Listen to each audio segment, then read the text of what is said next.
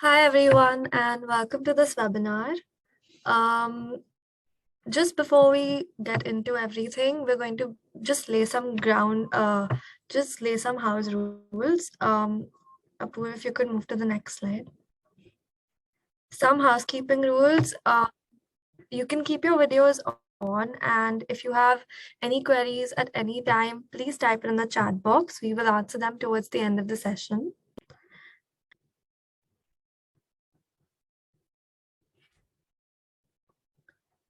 Over to Siam, sir. Yeah, hi everyone. Thanks for joining in. While we wait for others, I would like to start off with an introduction about our company, who we are. So we are TNI Career Counseling, an impact-focused certified global admissions advisory and test prep venture, which was founded by experienced and passionate individuals with top degrees in their respective fields. We have covered 12 plus countries and 1,200 plus global universities for undergraduate, master's, MBA, and EMBA programs. We have helped 1,000 plus students with a 99.9% satisfaction rate, securing $7 million in scholarships. The higher education guidance covers a blend of mentorship expertise and technology using AI and ML. So we'll quickly run you through a video which will talk about our services. So Apoorv, can you play that?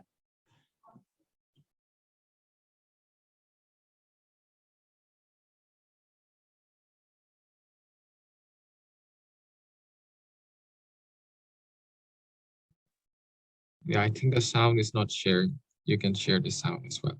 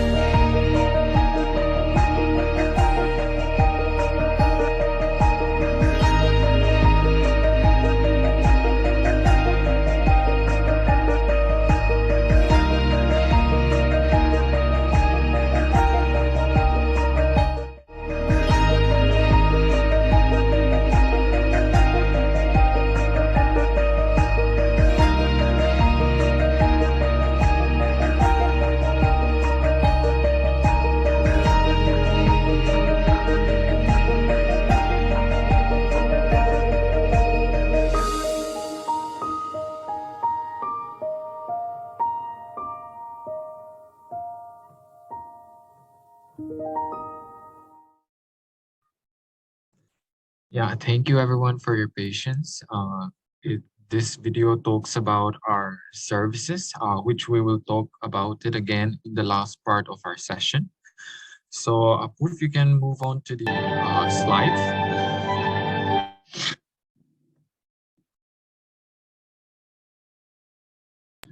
Yeah, you can move ahead with the next slide.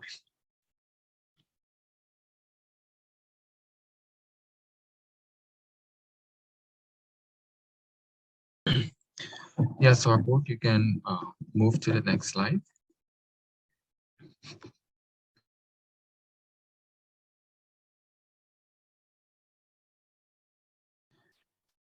Yeah. So before we move on, yeah, I would also like to talk about our founder and directors. First of all, we have Mr. Dhaval Mehta, who is the founder and CEO. He has been an expert career coach with 17 plus years of experience, a NACEC member, and a Pearson certified career counselor. He has also got a certificate in college advising from Columbia University.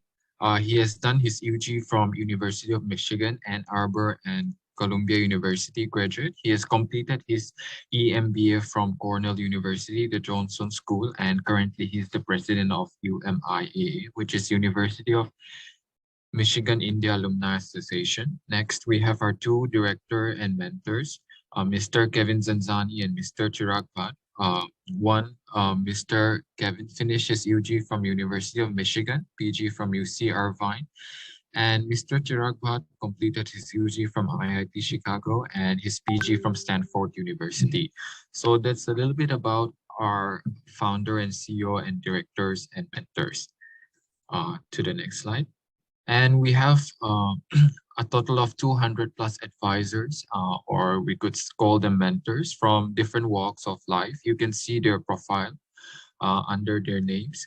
So most of them have completed their undergraduate from different universities, and they are uh,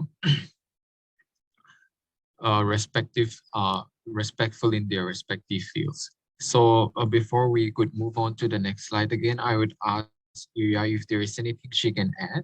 And then after that, Sar can take up the slide. Yeah. Before we get started with the session, we have a small request. For those of you who have joined without registration, please fill in the registration form. We've put the link on the chat box. This will enable you to avail the 20% discount that we have for our on-spot counseling session. So please do fill the registration form. Thank you.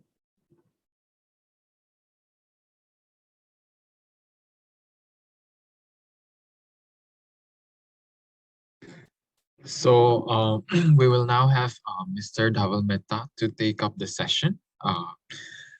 Sar, you can take your time to walk us through on what really is needed for, career, what we can do in the future. Hi, thanks, Siam. Thanks, Iria, and the rest of the team. Welcome, everyone. Thanks for taking your time out. Today's session was more focused on board curriculum, entrance test preparation, and college test preparation. So, and I'm going to quickly walk through these slides, and I'm going to also leave the floor open for any questions. What I would also request is that if you have any questions at this time, you can add them to the box, so the chat box, and we can take them also towards the end of the session. So I'll start by saying, what a student's strategy should be to get or to be accepted to a top university is, be passionate, right? Be a go-getter, be courageous, explore, meet, people, try to think. So if you are passionate about science, you're passionate about, say marine life, whatever that might be, or psychology, try to explore as much as you can in your initial years, right? Which is your 9th, 10th, 11th. These 3 years will be important for you to be able to up your game. Upskill yourself, take internships in the higher years, right? Take extra courses outside, participate in any kind of competitions that you can, any summer programs, do anything that's going to help you out.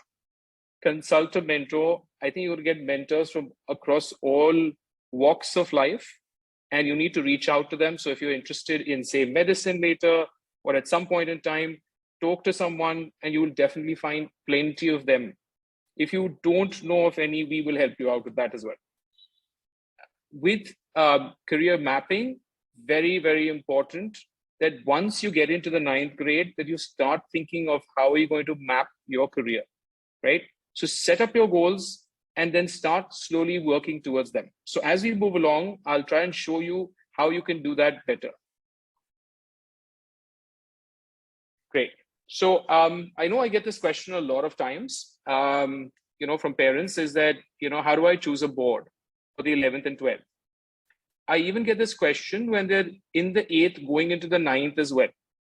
And that's typically, should I send my child to an IGCSE board, right? And the idea and the reason we made this slide that would be helpful for you all is, there is a various, I would say, complexity levels depending on, the boards. And this is how most of the admission officers will view this.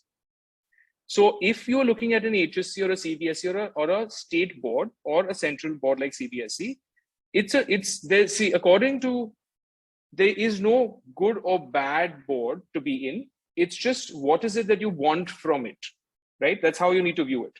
So the focus on a HSC or a state board or a CBSE board is going to be accumulation of this knowledge, right? There's a lot more theory involved. And you're going to see, as you see CBSE, HSC, there are 3 streams that are given. Today, CBSE also allows you to take, other subjects on the outside. That depends on the school that you're at. Okay, so I'm going to say that. As far as the ISC is concerned, there's an equal weightage given. Again, this depends on a school, right? So, if the school is able to give you that weightage, and you have 5 subjects, you can actually choose a mix of your humanities, your sciences, your, commerce subjects. You can actually do that. At an IB, which is an international baccalaureate, you will actually see 6 subjects, out of which you have 3 HL subjects and 3 SL subjects, right? So your HL are your higher level, your SL are your standard level. So if you see, your HL level subjects should typically be subjects that you take, which you are going to be most interested in, and probably those subjects which you're going to explore as you graduate, right? So if it's going to be, say, engineering is one of your options, then what you're looking at is taking up physics, say, physics and mathematics. And you can also take, say, chemistry if the school allows, but that might not happen. You will have to take that at a standard level. Okay, because IB has certain requirements, which I will go through as we move along. So this is just a slide to give you an idea that there are various complexity levels. That means, how are you actually looking at the curriculum? How are the admission officers looking at your curriculum? And what we see is that your ISC is probably a level higher, and IB is probably where, it's a level 3, and Cambridge is fairly rigorous. So your A levels that you're looking at are fairly rigorous. IGCSE by itself is also rigorous. You're going to see that at IGCSE, there are some schools that require you to take 7 to 8 subjects at a minimum, right? Some of them will even ask you to take about 10. So I'll move on to the next slide and give you a little bit of a better idea. So if you look at IB, and which I just mentioned to you, there are 6 subjects in total. There is a higher level and a standard level. One must take 1 subject from each of the 5 groups. The 6th subject can be taken from either the group 3, 4, or 6. Right now, here, if you actually see that, you will see that you have studies in language and literature, and then you have language acquisition, then you have individual societies, then you have sciences, mathematics, and the arts. Now, this will also, the subjects offered will also vary from the school that you are applying to. Okay, so it's not written in stone. Some schools say, I will not be able to give you this, right? So it depends on the school. Now, I also have a slide which will give you what are the pros and cons for each one of these, as we move along, right? In addition, in IB, what you need to have, so each one of the subjects scores out of 7. So you have 7 into 6, 42. So you should typically, as a student, if you're ideally looking to be competitive, should be over or above 35 to 36. Okay, so that it will be easier for you as you're looking in, at colleges going ahead to get admissions and be competitive out of a 42. Okay, Now I'll move, also two other additional requirements which are here is something called the extended essay, which is a requirement, and the TOK. So the extended essay is probably about 2 points and the TOK will be 1 point. And you will see that the extended essay preparation is done in the 11th, but you will actually have to end up writing it and submitting it in the 12th. And typically when you're applying to many colleges, you will not have the extended essay ready to submit, or you won't get the score for it. So there's something called the predicted score, which we'll talk about as we move along. So can we move on to the next slide? Yeah. Now, if you look at IGCSE, again, we're seeing that you have to, take 5 subjects, right? Which normally, there are schools who also say you can take 5 to 6, but many of them or most of them will ask you to take 7, right? So IGCSE also has an international certificate. So it has an ICE, or the International Certificate of Education. So to achieve that, or if you want to be able to get the certificate, then you have to take at least 7 subjects, right? And that is what is recommended. And here you have 5 groups again, and you can make your choices for IGCSE, which is until the 10th grade. You continue from an IGCSE in Cambridge and go to an A-levels. So if you look at the subject choices, there are quite a number of subjects which you can opt for if you're taking 7 subjects. So if you want to take, PCM and stick to that, you can do that. If you like biology, you can take, physics, chemistry, biology, and then mathematics. Some schools have requirements where they ask you to take certain core subjects, including mathematics. So some of them have requirements that you have to take mathematics. Someone will say that it's okay, it's optional. Okay, so it all depends on that. Let's move on to the next slide. Then if I look at A-levels, so A-levels typically, you can take even a minimum of 4. Suppose you're thinking that I want to go to the UK, then you can take 4, you don't have to take 5. If you're staying back in India, taking 5 is what you need at a minimum level. So you'll end up doing quite a lot of work because it's fairly rigorous. So you will see here, and I will go through the summary slide also of everything that I'm going through to give you a better understanding of this as well. Okay, so you can see that there are again groups which is creative and professional. There's English language and literature, there's humanities and social sciences. Again, you get languages here as well. And then there's mathematics, and then there's sciences. So you can choose from all of this, right? You also have, as I said, humanities and globals where you can, and social sciences where you can actually see something like an economics and global perspectives. Many of them do end up taking in IGCSE global perspective as well, which is a little bit more practical, sort of fun for students, which is more of a group, work and project that kind of makes them more confident. So, I typically say that's a great thing to do is take global perspectives if you have the option. It helps you get more well-rounded. So I'll move on to the next, right? And if I see this, you will see that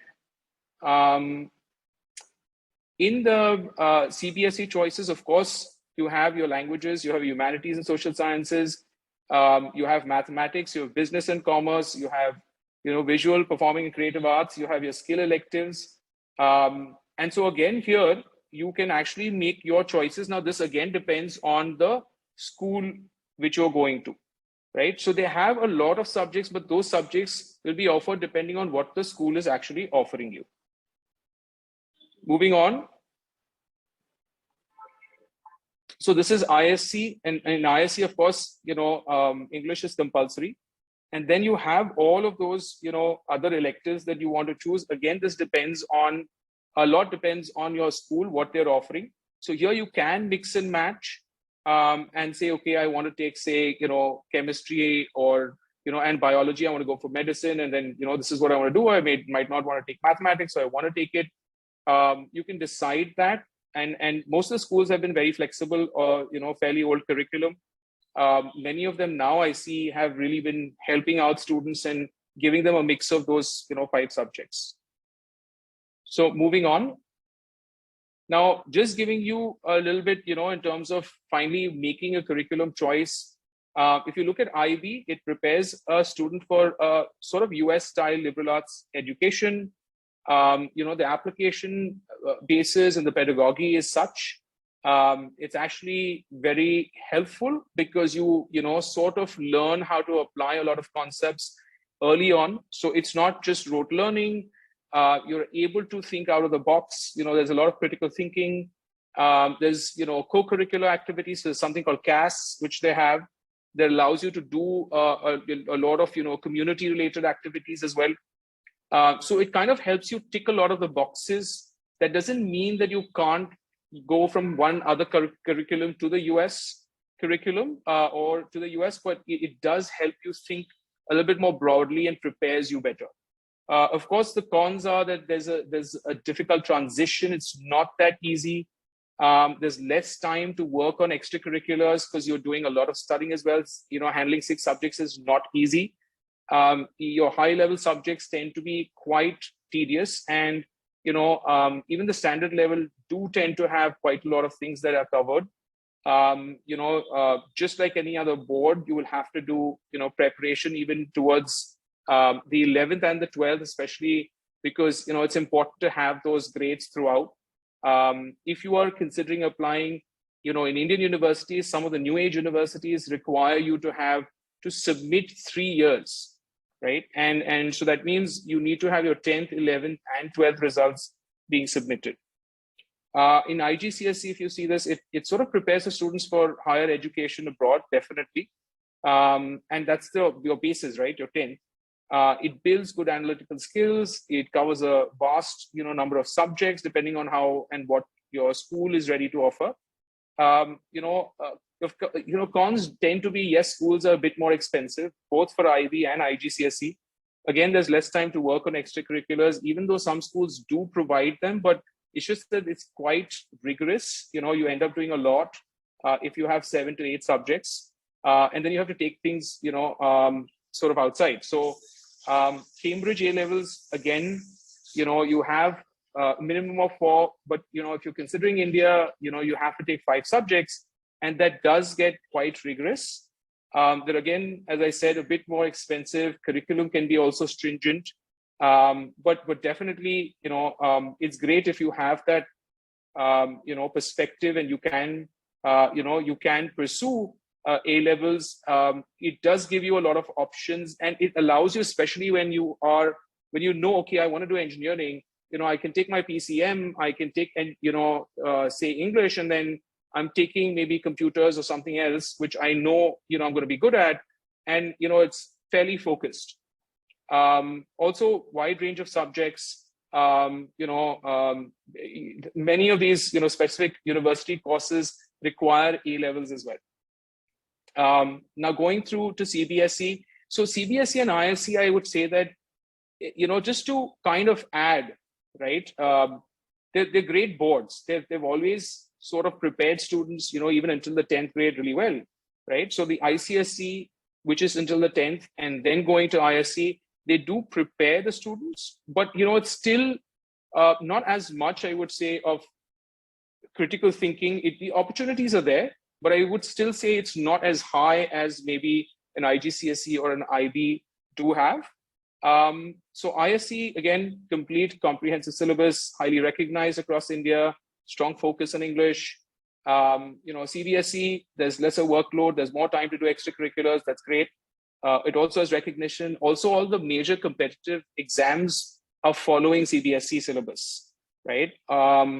So that's definitely a pro. And then, if you look at CBSE, not as I said, and again, a little bit more rote learning for ISE and CBSE. So you might want to think about how and what sort of applies to your child, right? So if you think that giving them that, basis of working in a more critical, environment where critical thinking is encouraged, then it might be looking at, say, IGCSE, and then moving on to, IB. That would actually work slightly better as a transition than going from an ISC or a CBSE to an IB, or an A levels also, for that matter. So I'll move on. If you have any questions, you can put that in the box. We'll look at that. All right, great. So now just getting into what is, what's in a career report. So, typically this is what I advise, is that it's important to, take a career test, or, take an initial test, take an assessment so that you can understand also where you sort of, what are your strengths, so it gives you a bit of a SWOT analysis. What it mainly, and the one that we run mainly gives you an idea of your personality, your interest types, your career motivators, your learning style, your skills, and your abilities, right? And that kind of helps narrow down also what kind of a curriculum might suit you better, right? So that's why taking a career test definitely helps you, positively does. And that's the idea. So if you actually look even in a learning style, are you a kinesthetic learner? Are you a visual learner? Auditory, or, do you do better with reading and writing? So these are some of the things that are important to know. And it's good.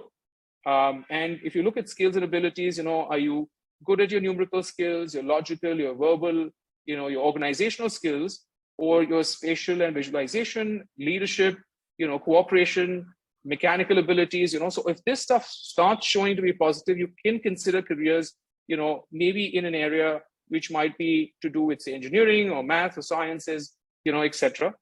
And if it's not, there are so many other careers, and it kind of helps you shortlist that. Okay.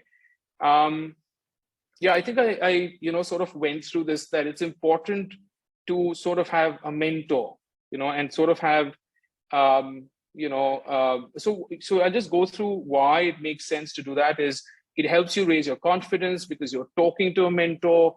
It helps you in providing more clarity, analyzing, your reports. You can have a discussion about these things, and then, just define your goals. So, that's why we believe that having a large number of mentors that we've been able to work with, right? Or our mentors are, from different areas, because they can sort of answer many of these questions. So after the initial assessment, we kind of want the students to, talk to a mentor, which kind of will give them a better idea in those top 3 or 4 careers that we're looking at, right? And then we help build that roadmap to provide the clarity. So I'll move on now.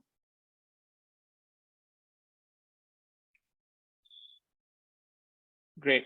So now moving on to what kind of, entrance tests do I have to take? What are those entrance tests over there, etc. So starting with the PSAT, which is the preliminary SAT. So the SAT is a scholastic aptitude test, which is essentially something that College Board put in, very many number of years ago. And College Board's a non-profit, out of the US, and they put this essentially because, there were students coming from different boards, even different states in the US, and they're like, we need to have an entrance test. So just like what we have here in India, and this qualifies for pretty much everything. So whether you're looking liberal arts, whether you're looking at engineering, the SAT fairly applies to almost everything across, except if you're looking at law or medical. But anyways, you can do a law or medical after you actually finish your undergraduate, and then take those entrance tests. But the SAT typically goes for an undergraduate admission. So we've actually seen largely in India also the SAT being accepted by almost 50 plus institutions, including the new age ones like Ashoka, Kriya, Shiv Nadar, Ahmedabad University. So a lot of them have also been started accepting the SAT. Of course, the SAT scores, so the SAT went from a 1600 to 2400, for a couple of years, and then went back to a 1600. And typically a good score in the SAT is a 1500 plus if you're really looking at competitive schools, right? And you want to get that 1500 in the first shot itself, right? You don't want to, keep trying it again. So you want to really prepare for it. And then if you look at the ACT is another test which you could actually take instead of the SAT. There is a difference in terms of the way the test is structured. And it's out of 36. It also has, 4 sections, just like the SAT. And you could actually take the ACT if you're good at timing, because the material in the SAT might be a little bit more rigorous from the perspective of critical analysis. And it has 2 verbal sections, 2 math sections. 1 math section, you could use a calculator, 1 you can't. So, this is something we can go on and on, but I'm just going to quickly kind of wrap this up. And then you have the TOEFL or the IELTS. Now, we've not mentioned the IELTS here, but the TOEFL is a test of English as a foreign language, which has been around for many number of years. And you need to take the TOEFL only if you are a student who is in HSC, CBSE, or ISE.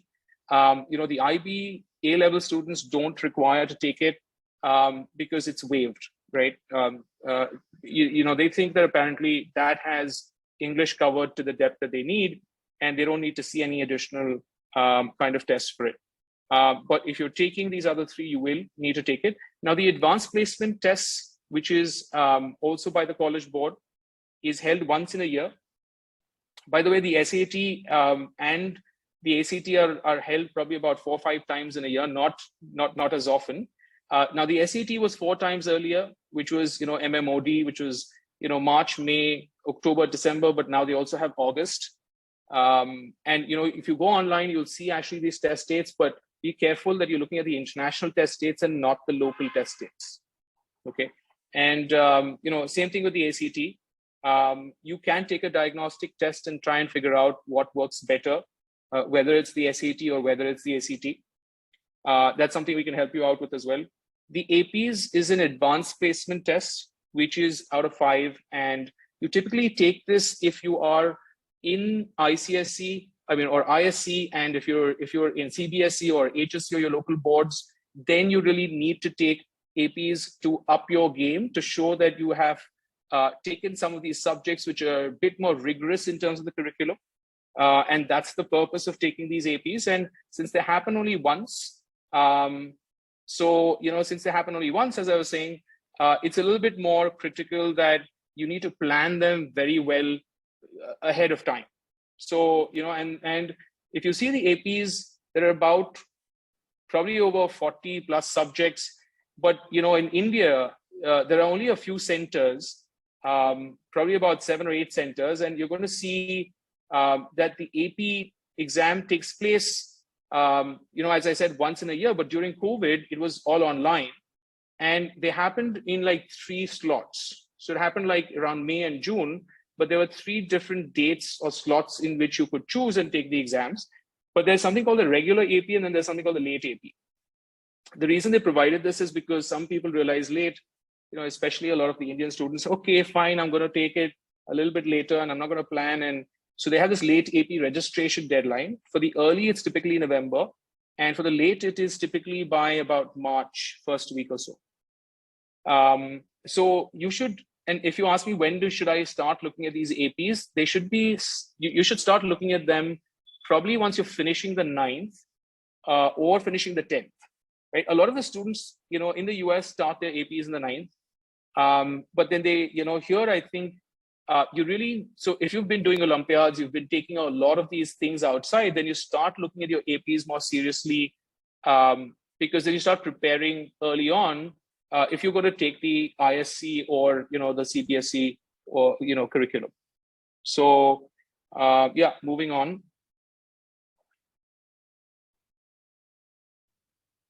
Right. So now that's another thing, a lot of them ask about, do I need coaching? Should I be taking coaching, etc. I'd say that, it depends on what is your need, what is your requirement. If you're looking to apply to the US, the scores for the SAT matter. It does help provide a competitive edge. And, as I move on, you'll actually be able to see what the admit rates are like. And so it'll help you understand that slightly better. Okay.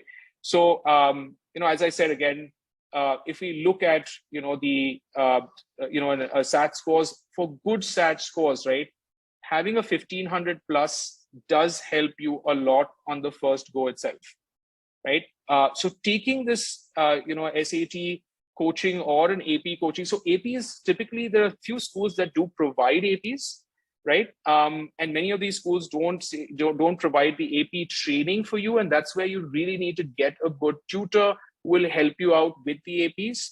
That's where we can help you out as well, right? To get you that coaching for the APs, because you really need to have someone who can kind of work through those format. First is selecting the right APs and then getting the help for it, right? Because if you have a good score, so what is a good score? a 4 or a 5 is a good score. If you have a 3, it's okay, but then will you be able to really count, or will it count for something? It depends on the school that you're applying to.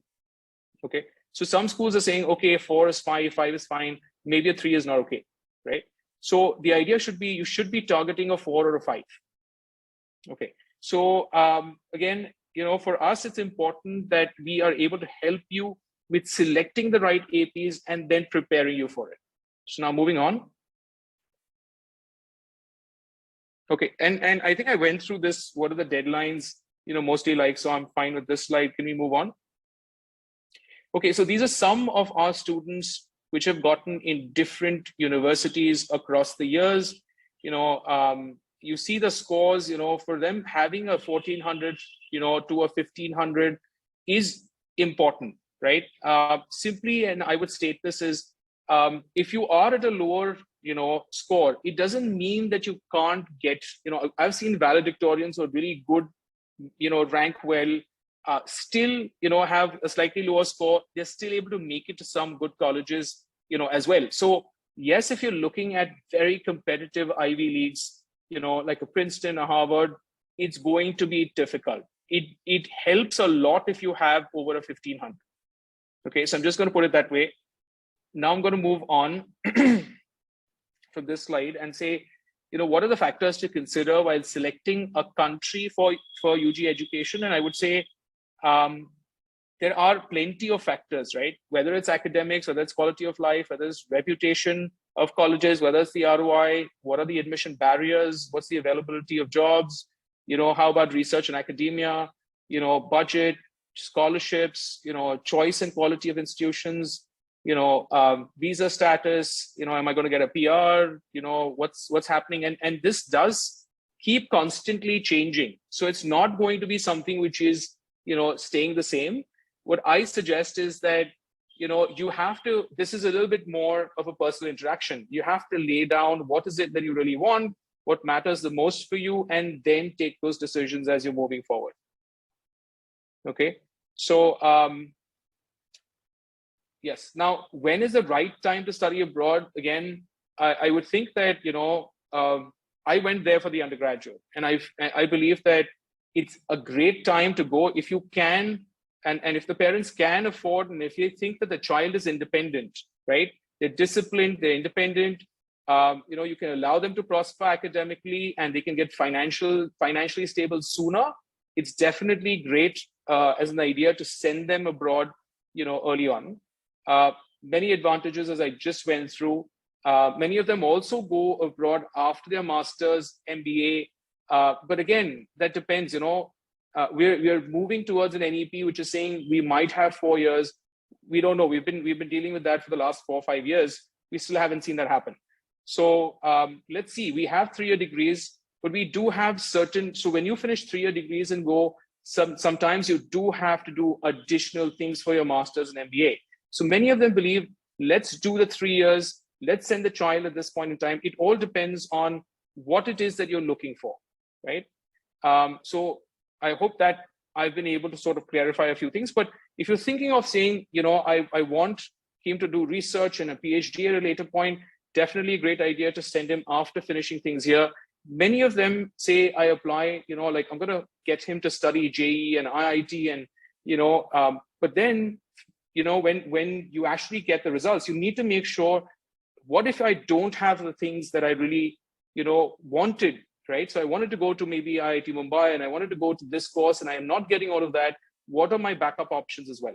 I'd say don't burden the kid with too much. Try to be a little bit more clear, and of course have a backup strategy.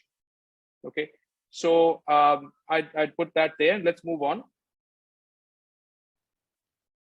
Okay, so and of course I see a whole lot of questions, generally from parents, and I'm sure if you have any, and you'll be putting them up there. So pre-preparation for admissions to undergraduate, PSAT, APs, it sort of depends on, which country you're applying. So what we say is the PSAT, which is the preliminary SAT, they have that even happening in the 9th and the 10th grade. So if the child has the ability, and is good maybe at mathematics, is good at, their English, and they want to take the PSAT, I suggest that take it if it's going to help you out, right? There's no harm done. You could start preparing a little bit ahead, and then it also prepares you for the SAT.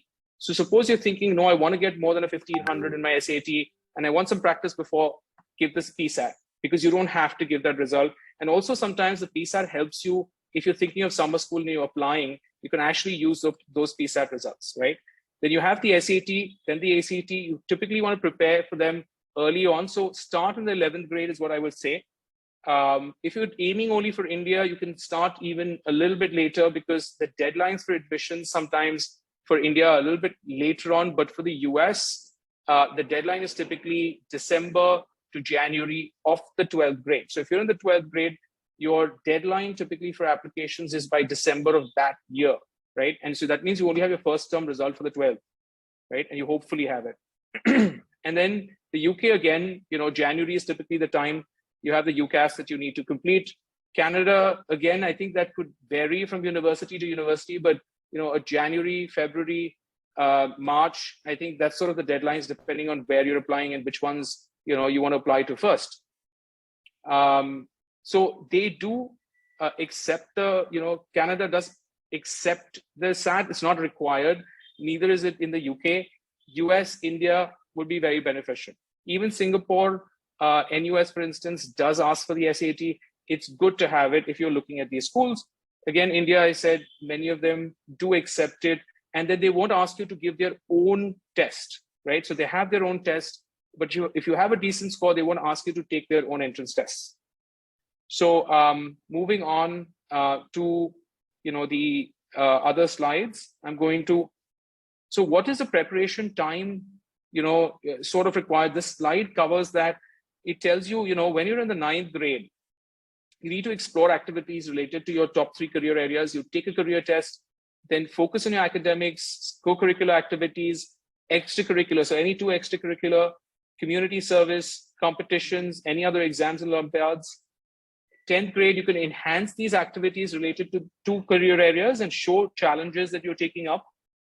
In the 11th, you can strengthen your resume and then your focus, right, to areas that you really want. And then in addition, we've put, making sure that you're doing community service work, you are doing leadership activities, maybe taking up internships, maybe, any other entrance test exams. 11th and 12th do get rigorous. So maybe if you start building a good base in your 9th and 10th, that helps you a lot. Okay, so I'm going to move on to the next slide. And what's the UG admissions application weightage? Now, this is just a slide which gives you a brief idea. So if you look at India, you're looking at, say, your academics being, say at the 70%. Then your entrance, your interviews, your community service, extracurricular internships, your essay, your LORs, all of these things do matter in more of the new age universities. Otherwise, if you're actually looking at ones, so if you're looking at engineering, there are universities like maybe if you're looking at BITS Pilani or if you're looking at VIT, many of them, they have their own entrance tests, right? Some of them do have interviews, some of them don't. So it all depends on, what and where it is that you're thinking of applying. Versus if you're thinking at the US, Canada, Singapore, you're looking at, and I'll kind of go through the part where you have, the US where you need the 9th grade results as well. So you have to submit your 9th, 10th, 11th, and 12th. Then you have to submit your predicted grades or your scores. And then there's a midterm report that your counselor has to submit. And then you need at least two recommendations from your teachers.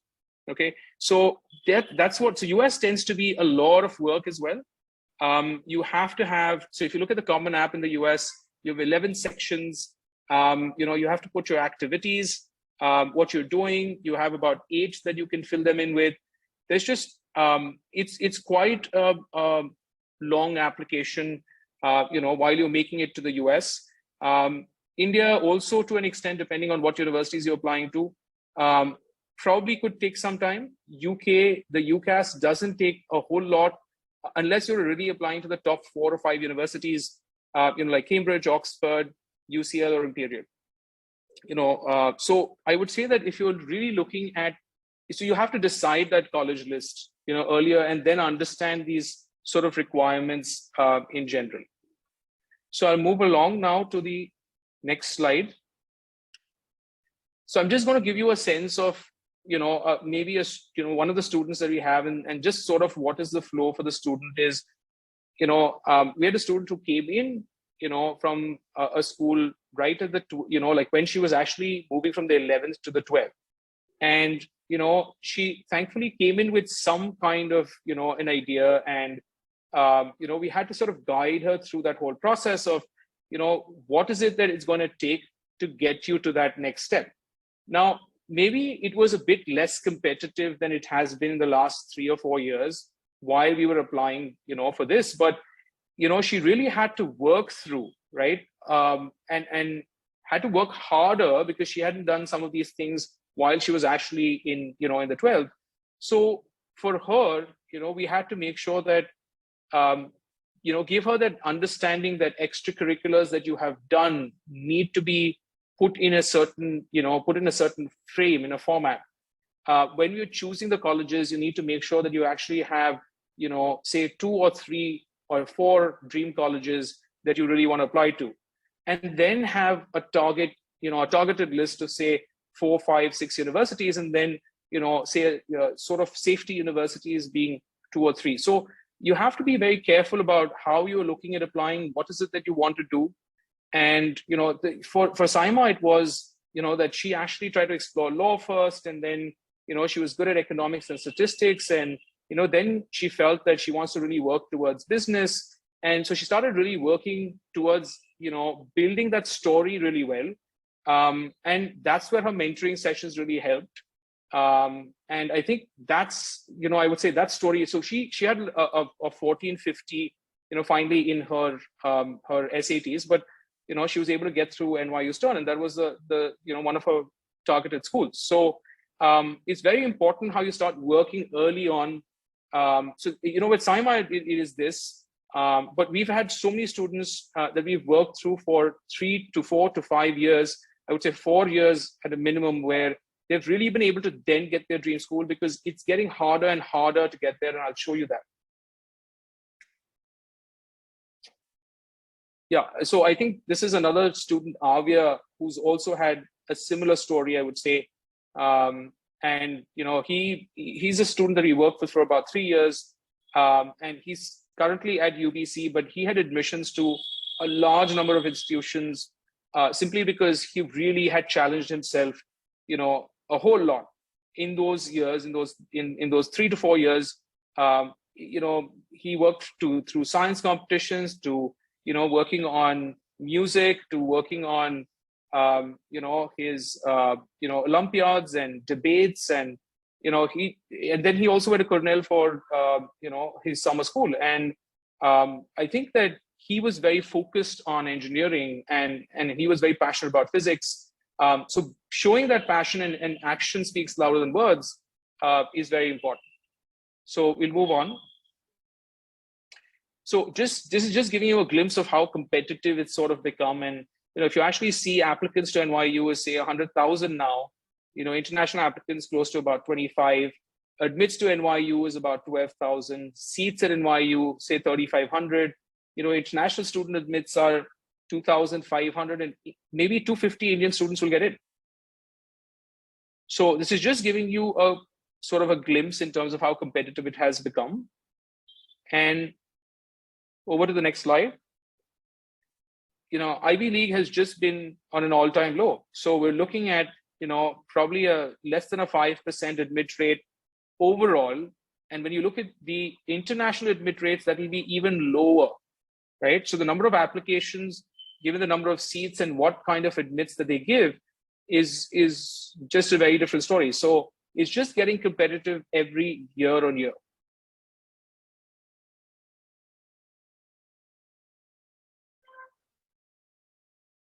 All right. Great. So now I think just giving a summary that what's sort of important for undergraduate applications is sort of, elevating your extracurriculars, strategizing what you're going to do, during these, 4 years, your 9th, 10th, 11th, 12th, are you going to take summer schools? Are you doing internships? What are the things that you really want to show, right, to the admission officer is very important. Your senior courses, are you going to take something that's challenging? Are you preparing yourself for entrance exams? Are you doing enough research, for your universities? And do you know your universities really well? So that's very important. Now going on. So, this slide just sort of shows you about, what maybe a good profile for a top university would actually be for STEM. The next one shows you a bit more in terms of how, it would be for STEAM. So suppose you had, arts as an option also, and you thought you enjoyed that, are you taking sort of, participation in enough activities? Are you really, doing things with leadership or research or, building a portfolio for yourself? All those things become fairly important. And okay, so now we get to this part where it's just talking about our services, just reminding you that that's what we do here. We help providing the mentoring, the profile building, the college application guidance, summer school application guidance, your test prep coaching, your extracurricular support. We have over 20 plus partners for that to help you. And then of course, once we finish the application, you get your admission, then help you with the loan, visa, travel, and the foreign exchange piece. Great. So just next steps for the process that you can consider is your initial counseling session. So we have an initial counseling session, which is a 60-minute session after you take the career test, or the child takes the career test. And then post that, we have a discussion and analysis of what are the things that you would like to do or that you would want to do, build a roadmap for it, and then select the coaching that you need to, and then the mentorship program that we have for 2-3 years, and then explore the application guidance, and of course, the profile building through extracurriculars. So just reiterating the college application process, college selection, that's what we help you with, the resume review and editing, the essay brainstorming. This requires a lot of time. And the earliest you start, the better it is.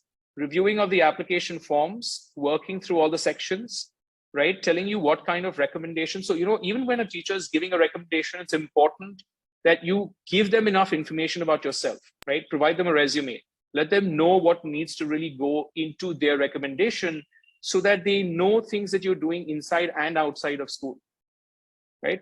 Then your interview preparation, then helping you with, understanding what final university you need to go to, and then looking at helping you with all of the other things like the tuition deposit, the housing, the ticketing, and all the other coordination that comes along with it. So we also help out with the visa because we understand that that's very important after you get the admission. So I think we're good here now. We've finished everything. If anyone has any questions, I can actually go to the chat. Are there any other questions, Iria? Yeah, so there are a few. The first one is about this person's school not having CBSE, having CBSE and not having AP. So what they can do to make up for that in terms of extracurricular or similar things. So I would say that so AP is not really an extracurricular. It's more of an entrance. More of a taking rigorous courses outside of school.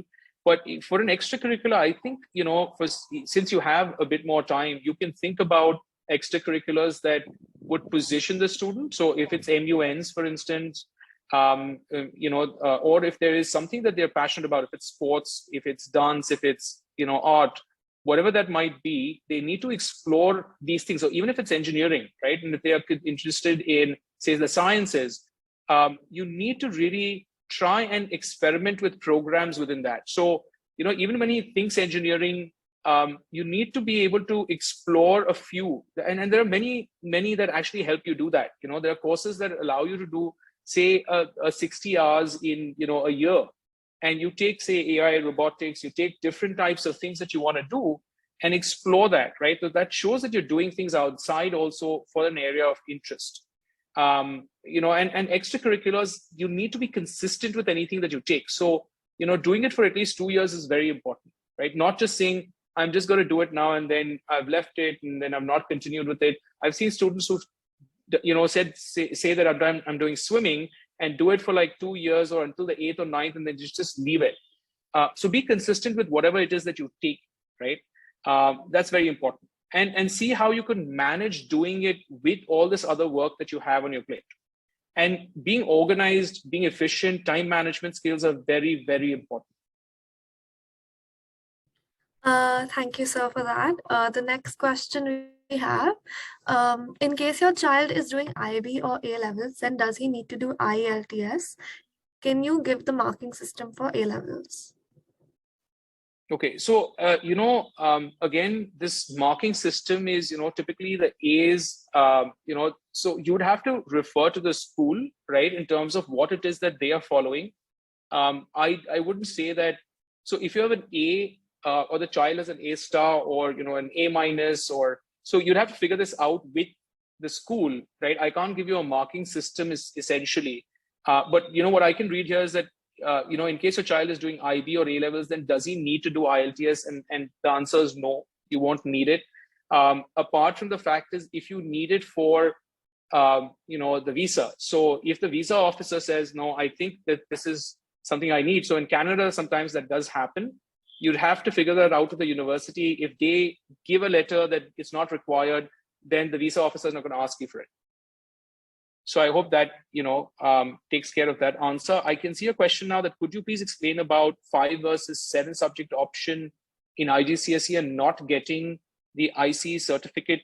How does that impact applying to abroad? So, I would say that it does show, if you're doing 7 subjects, it actually does show that, you're sort of having more options to take. And as I said, generally, most of the schools, they typically do promote taking at least 7 to 8 subjects. And it does show that you are doing a lot more from that perspective, right, to explore your career options as well.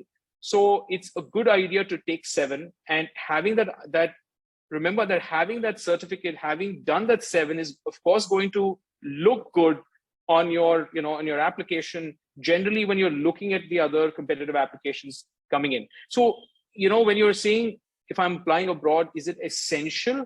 I'll say that, for schools who are competitive, we'll want to see it, right? 5 is generally what you take. But if you have 7, it's better to position your application. I hope that answers the question.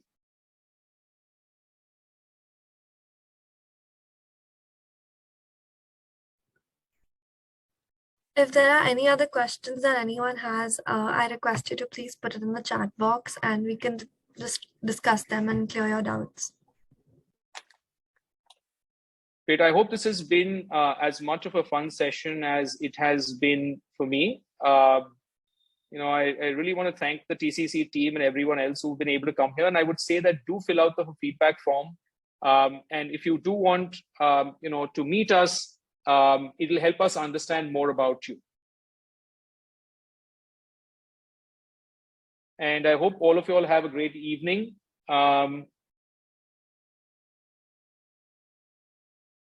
Great. I think we finished most of that. So thank you, everyone. And thank you, team. And I hope everyone can fill that feedback form out. And I know Iria's been on it and she's been asking everyone to do that. So thank you for taking your time.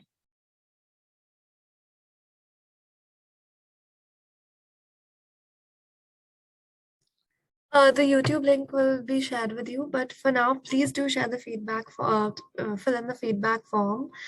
We hope that all of you have enjoyed the session. Thank you very much.